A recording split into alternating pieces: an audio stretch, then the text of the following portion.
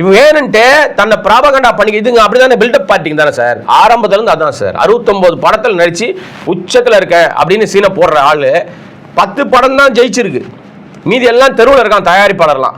அப்படிப்பட்டவரை build up பண்ற லெவல்ல விஜய்க்கு ஒரு மாயையான ஒரு தோற்றத்தை இவங்க எல்லாம் உருவாக்குறாங்க. இப்ப வந்து புசி போய் சொல்லியிருப்பாரு, தலைவா பாத்தீங்களா ஒரே நாள்ல 50,000 மனு வித்துருக்கோம். 50,000 மனு வித்தோம்னா அப்ப நம்ம கன்ஃபார்ம் நம்ம தான் முதலமைச்சர். ஏற்கனவே நீங்க முதலமைச்சர் ஆயிட்டீங்க. இந்த மனு மூலமா உறுதிப்படுத்திருச்சு. பூரா பையில வாங்கிட்டான் 100 ரூபா கொடுத்து. நமக்கு 50 லட்ச ரூபாய் இன்னைக்கு ஒரு நாள்ல லாபம். இந்த வியாபாரம் நல்லா இருக்கு, தொடர்ந்து இந்த வியாபாரத்தை அடிப்போம். நம்ம எல்லா நாள்லயும் நீங்க 100 ரூபாய்க்கு விற்போம். ஆனா அந்த வாங்கிட்டு போனவன் இருக்கான் பாருங்க, அவன் போய் வீட்டில் ஒரு 4வது பக்கத்தில் திரும்பி பார்க்கும் போது தெரியுது இந்த மனுவை பூர்த்தி செய்து நீங்க ஒப்படைக்கும் போது தனித்தொகுதியாக இருந்தால் 5,000 ரூபாயும் பொது தொகுதியாக இருந்தால் 10,000 ரூபாயும் கட்டுன்னு அதுல இருக்கு.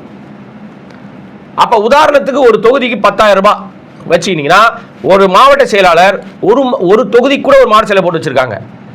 அப்ப அவன் என்ன 50 மனு வாங்கியிருக்கான், 100 மனு வாங்கியிருக்கான். எத்தனை மனுக்கு சார் பணம் கட்டுவான்?